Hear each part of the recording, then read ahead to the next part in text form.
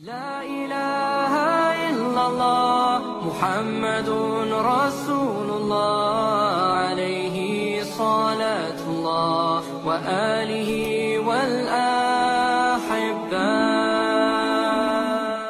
Alhamdulillah, alhamdulillah. Allah telah menolong kita untuk melangkahkan hati kita, melangkahkan kaki kita menuju rumahnya, untuk ditata hati kita oleh Allah Subhanahu wa Ta'ala, sekalian memohon apa yang kita butuhkan kepada Allah Subhanahu wa Ta'ala, dan dikasih iman yang kuat, Islam yang kuat, kesempatan sebagaimana telah diberikan kepada kita dan para ulama, para nabi, khusus Rasulullah sallallahu alaihi wasallam. Bismillahirrahmanirrahim. Mari kita ikuti kisah-kisah para sahabat, para ulama, bagaimana dalam merasa takut terhadap apa yang dikatakan Rasulullah. Jangan-jangan nanti yang dikatakan Rasulullah akan menimpa kita. Kisah para sahabat radhiyallahu anhum melepaskan kain selimut merah dari untanya. Sayyidina Rafi' radhiyallahu anhu berkata, kami pernah bersama baginda Rasulullah SAW dalam suatu perjalanan. Kami menyelimuti unta-unta kami dengan kain yang bersulam benang-benang merah. Baginda Rasulullah SAW bersabda, aku perhatikan warna merah telah menguasai kalian. Mendengar hal itu, kami mendadak berdiri kebingungan sehingga unta-unta kami berlari ke sana kemari. Kemudian kami langsung melepaskan semua kain selimut merah itu dari unta-unta kami. Dalam kehidupan kita, hal itu merupakan sesuatu yang menakjubkan. Namun dalam kehidupan para sahabat, kejadian seperti itu bukan sesuatu yang aneh, karena memang begitulah pada umumnya kehidupan para sahabat radhiyallahu anhum. Dalam bab ke-1, kisah ketiga, ketika perjanjian damai Hudaybiyah berlangsung, Urwah dan Mas'ud datang sebagai utusan kaum kafir. Pada kesempatan itu pula ia mengamati kehidupan kaum muslimin. Sekembalinya ke Mekah, ia berkata kepada kaumnya, aku pernah menjadi utusan untuk menemui raja-raja besar seperti Raja Persia, Romawi, dan utusan untuk menemui dan Raja Habasyah. Namun aku tidak pernah menyaksikan pengagungan rakyat kepada rajanya di kerajaan-kerajaan itu, sebagaimana pengagungan para sahabat terhadap Nabi Muhammad SAW. Mereka tidak membiarkan dahaknya Rasulullah SAW pun jatuh ke tanah. Dengan tangan mereka akan segera menadainya, kemudian mengusapkannya ke badan dan wajah mereka. Apabila dia memerintah, setiap orang akan berlomba untuk melaksanakannya. Apabila dia berwudu, para sahabatnya akan berlari merebut mendapatkan air cucuran wudunya, lalu mengusapkannya ke badan mereka. Hampir-hampir mereka bertengkar untuk mendapatkan air wudu tersebut.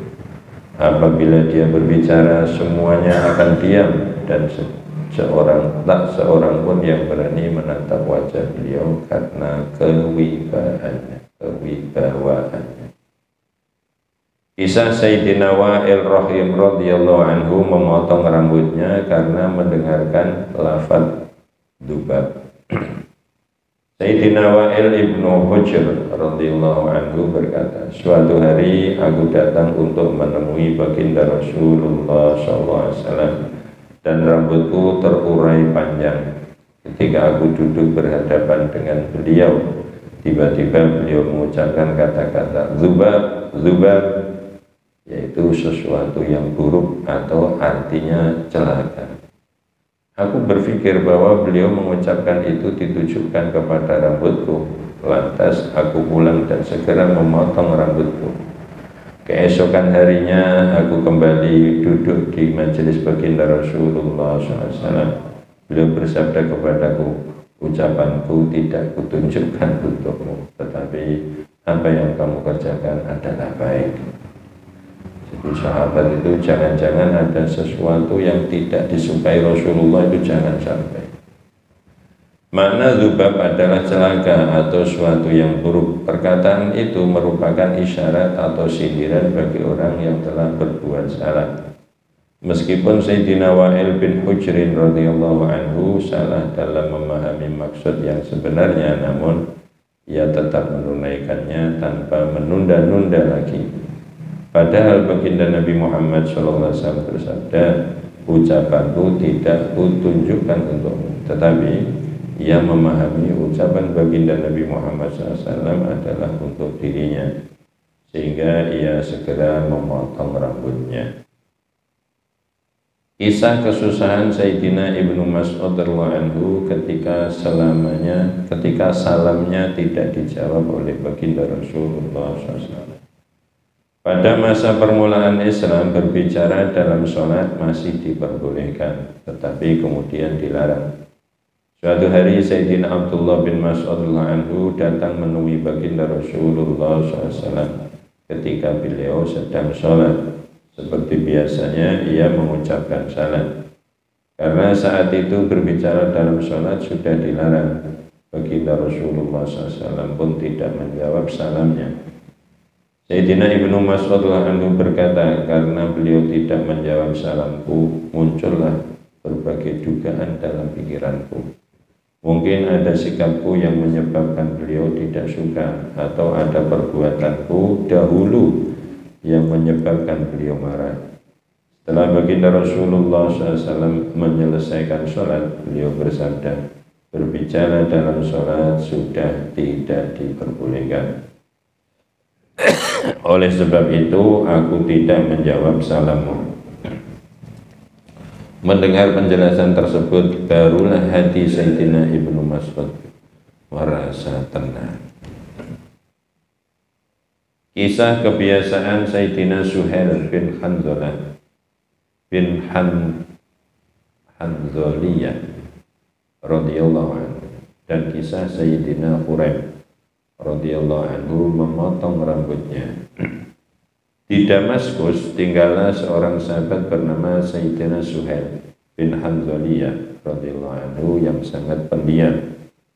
Ia jarang bergaul dengan masyarakat, juga jarang pergi kemana-mana.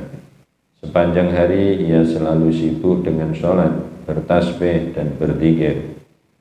Setelah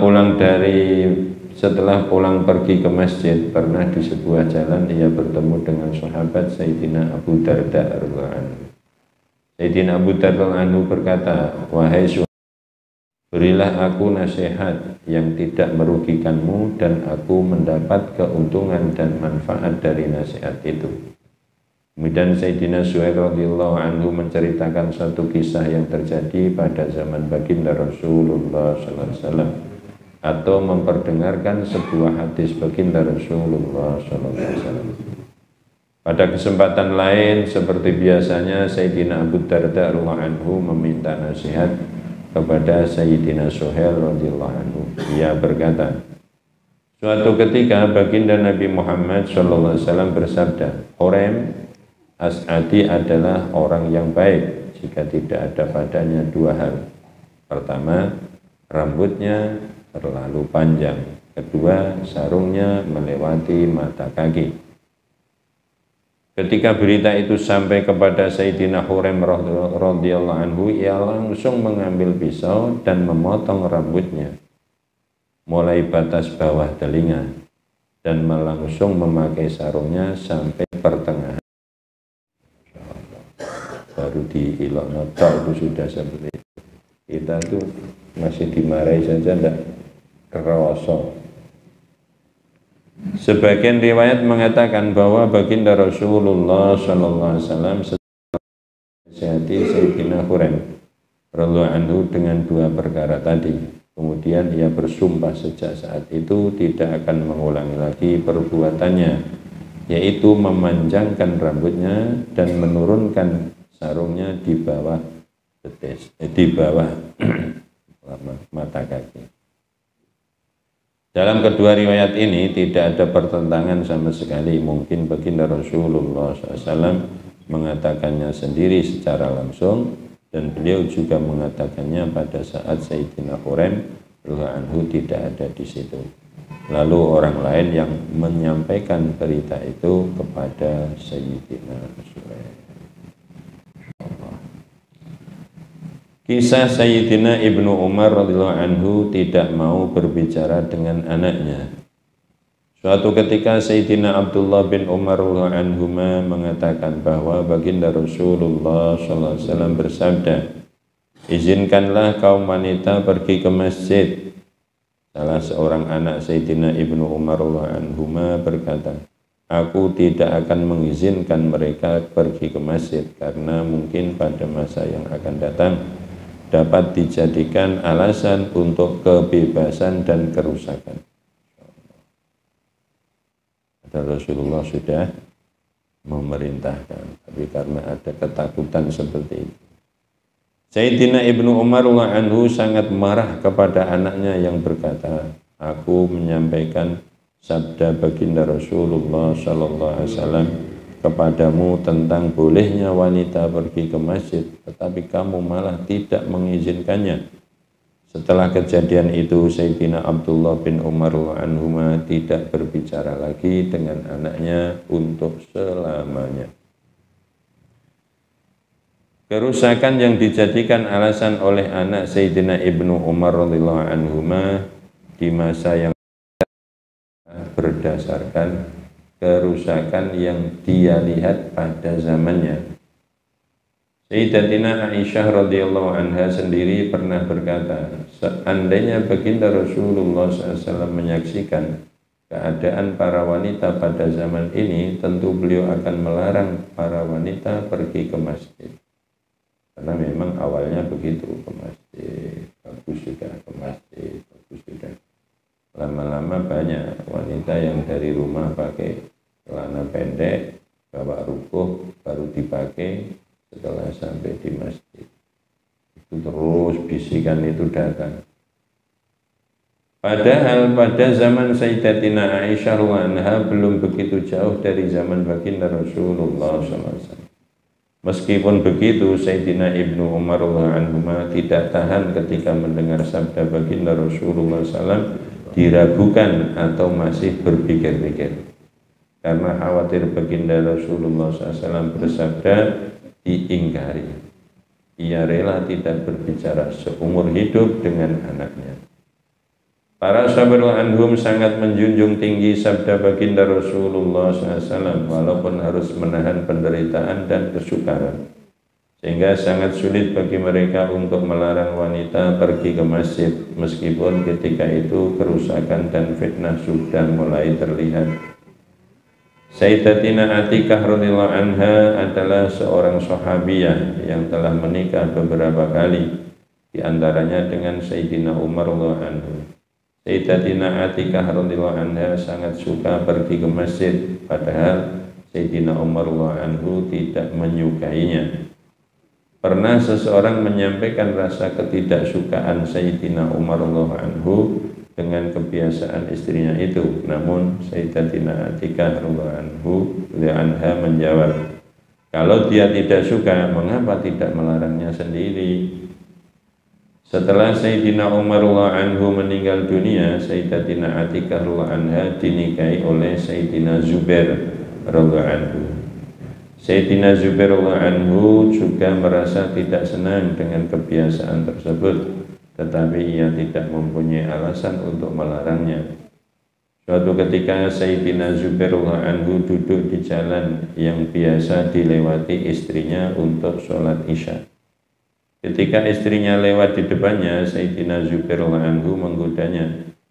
Suami tentu boleh menggoda istrinya, namun istrinya tidak tahu bahwa yang menggoda adalah suaminya karena dalam keadaan gelap.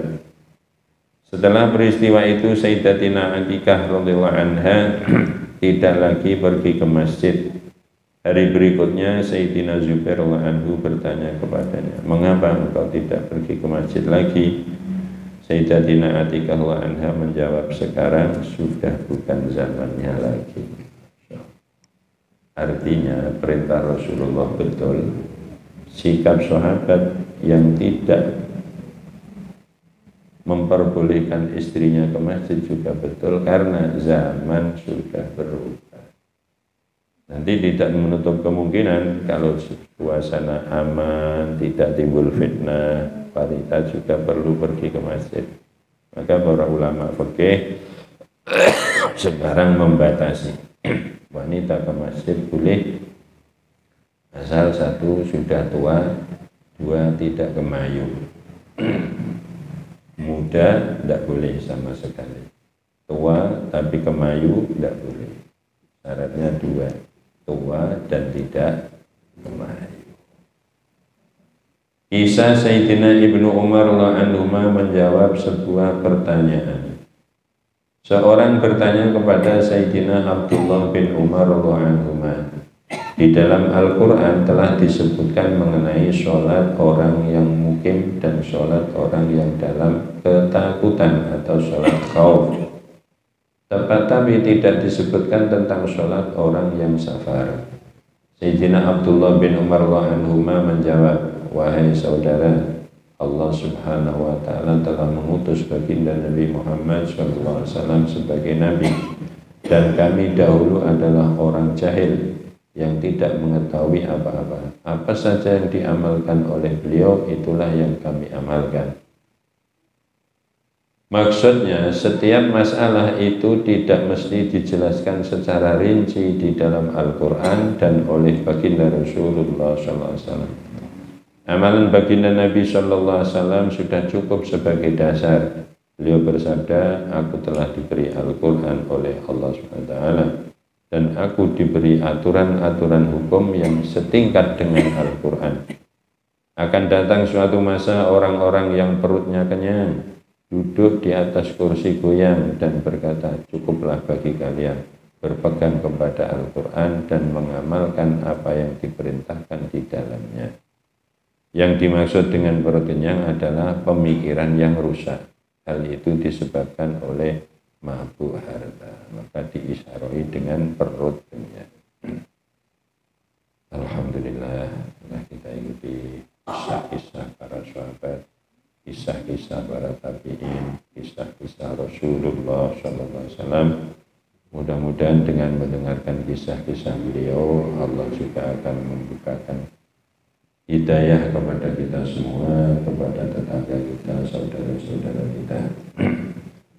Mudah-mudahan hal yang seperti ini kita hidupkan di rumah-rumah kita, pada anak istri kita. Taruhlah kalau kita ini peduli, satu hari satu hadis saja itu kita hidup dengan istri 1 tahun sudah khatam kitab ini, dan fadilahnya sangat luar biasa. Tapi karena kita ini wegah, berseduanya wegah, males-malesan untuk menyampaikan sabda Rasulullah, padahal ketika sabda Rasulullah kita sampaikan itu hakikatnya yang berbicara adalah Rasulullah SAW. Kalau kita baca hadis yang tidak ada terjemahnya juga kita jarang yang memahami. Baca Al-Quran tanpa terjemahnya juga jarang yang memahami. Perlu kita bacakan hadis-hadis 1-2 di rumah-rumah kita masing-masing. Majelis kita tutup dengan doa kafaratul majelis. Subhanallah